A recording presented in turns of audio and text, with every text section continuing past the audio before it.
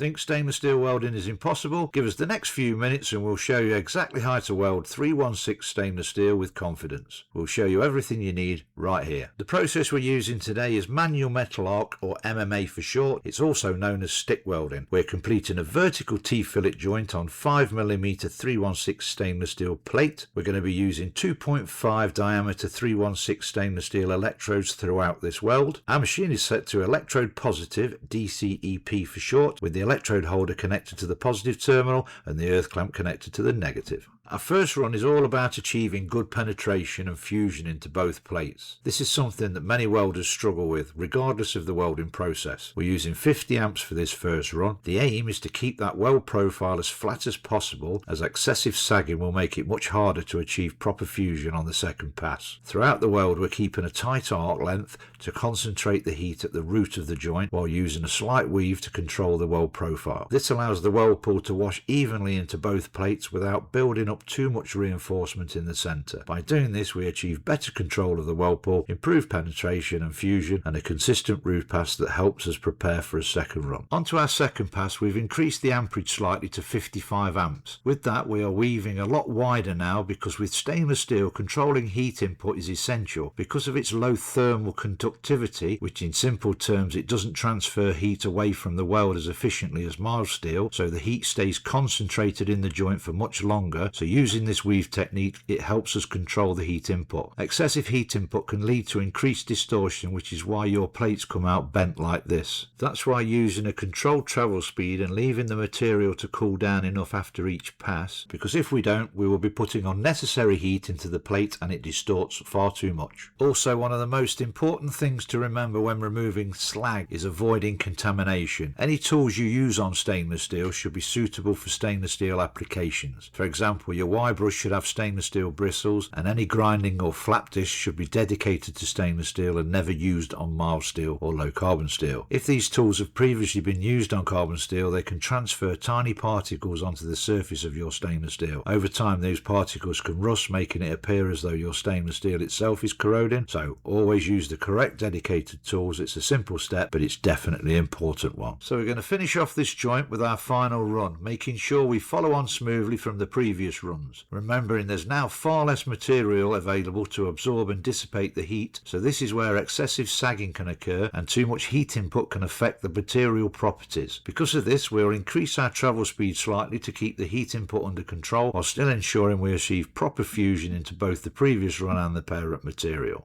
But that's only half the battle when working with stainless steel. The video on screen now is going to show you a lot more issues which you need to look out for, as it's one of the most challenging welds you'll ever complete, but one that will really take your welding to the next level.